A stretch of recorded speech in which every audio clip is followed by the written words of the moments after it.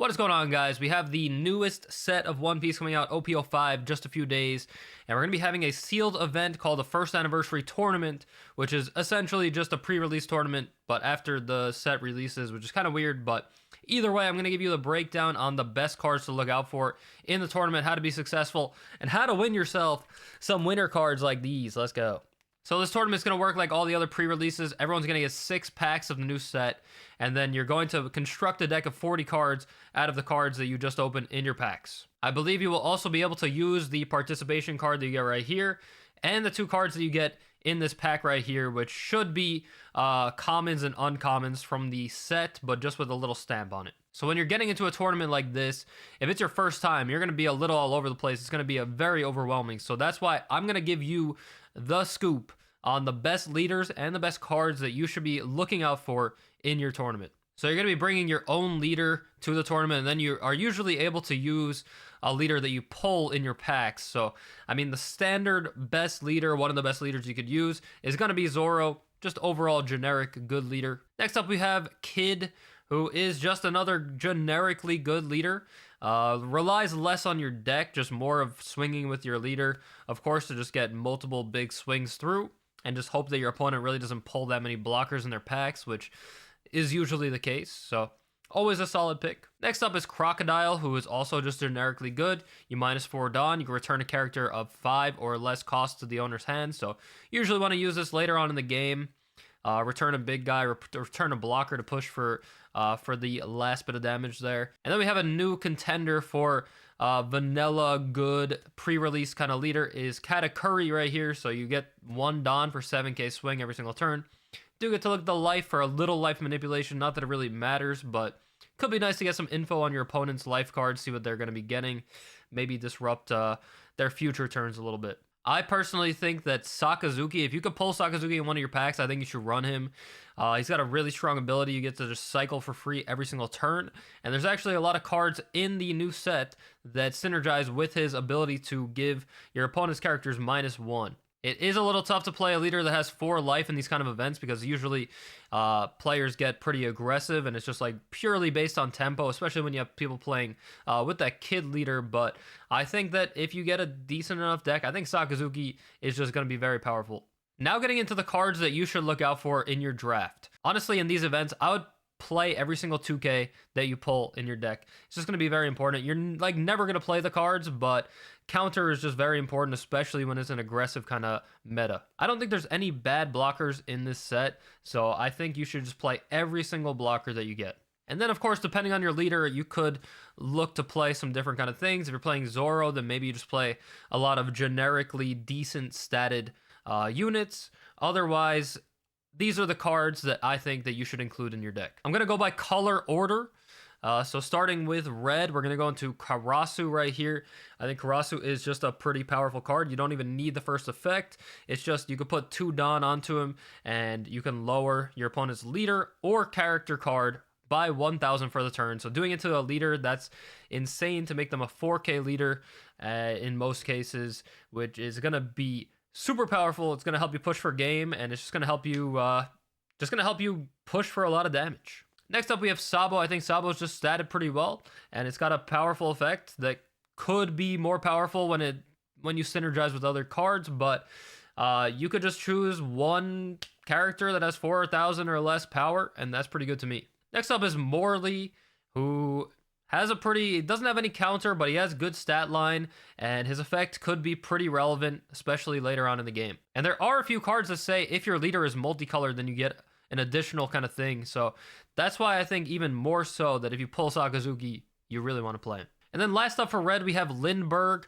who is just another pretty good card, just good stats, counter, and has an effect that could come up, especially like you just have to put 2 Dawn under him and you can actually pop a blocker, which I think is very strong. We're on to green, and I think Doflamingo is pretty solid. You could leave 1 Dawn open, that's no big deal. He doesn't have counter, but just a very solid endgame card, and you're going to really need endgame cards. I'm not really going to go over blockers too much because, like I said, I think you should include every single blocker, but this one in specific is really strong, and I would totally recommend it. Next up is Pika. This card actually reminds me a little bit of Daddy Masterson from the last pre-release, which was probably the best card in the whole entire pre-release kind of meta. I think this card is very strong. And yeah, I think this is just an insta run in your deck. Usually a lot of these cards that are super rares that have that white border around them are going to be good. Last but not least, we have Monet right here, just another good blocker. On to blue. If you are playing a multicolored leader, Ulti is insane for your deck. You're going to want this card for sure. Might even be decent enough to play, even if you're not multicolored, not going to lie. It's just got decent stats with counter. So, I mean, if you're playing Zoro, I would probably just include it. I think Isho is pretty nice. He doesn't really have that much power, but this effect to be able to stall your opponent a little bit could totally allow you to push for game the following turn, or it could save you from dying the following turn as well. Dalmatian looks pretty good to me. Also decent stats, has counter, and gives you a free cycle when he dies, so I really like this card. Basil Hawkins, just another great blocker you want to see. Bastille, I think, is also good enough to play. You could bottom deck a blocker when attacking. It's got decent stats, it's got counter, and if you're playing Sakazuki, of course, you can bottom deck a 3-cost. Hina is a pretty solid card, just give you some draw. Draw in this kind of format is very powerful. Borsalino, of course, probably one of the strongest end game kind of units that we're getting in this set. Totally should put this in your deck. X-Drake is just another good blocker. All these blockers, there's so many good blockers in this set. So yeah, take advantage of these cards. A 6k blocker is very strong too. It reminds me of Queen, and that is one of the best blockers in the game. Now on to purple. I mean, I said put all the 2ks in, but this is probably one of the best 2ks in the set right here. I can see this being relevant in the format, and yeah, if you don't want to play him, you can just ditch him. Robbie, kind of the same kind of thing here. When you're at 8 or more Don, which is going to happen in these tournaments, you probably don't go too far after the 10 Don turn, but you will get to this point, and it does have counter. I think this is a very solid card. The last card for purple is going to be Zoro. I think this is totally relevant in this kind of format. Getting more Don is very nice, has counter, decent stats. I could totally see you playing this Zoro in Zoro. I actually think that like all the black cards are pretty trash in this for this format. A lot of them just synergize with other archetypes that already exist. So I would probably stay away from these unless you have multiple, like a decent amount of black cards that can interact with each other. For example, like Rebecca.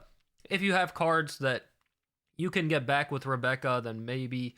But yeah, really not feeling the black cards for this pre-release. And now on to yellow. I think Enel is going to be pretty solid.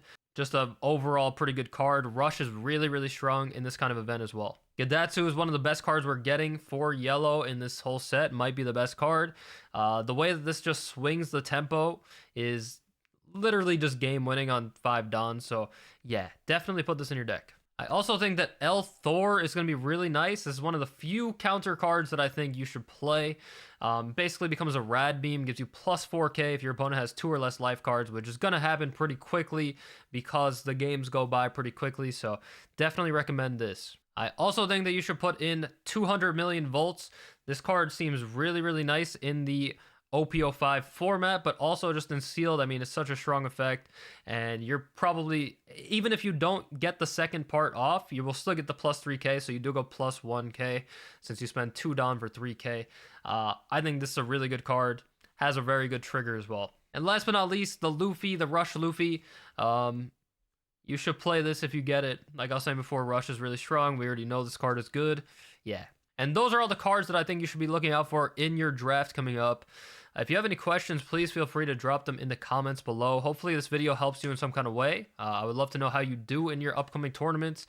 I have personally won 3 out of the 5 that I entered last time. I should have won a 4th, but I got scammed. But besides that, I really, really love this part about the game, and I was kind of clueless when I was just going into this format myself, so I think it's good to have a little bit of insight before you go into it and know what to be prepared for and what to look out for. And yeah, I hope this helped you. Let me know down below what leader you're going to be using in the format, and I wish you the best of luck. Thanks for watching. Peace out.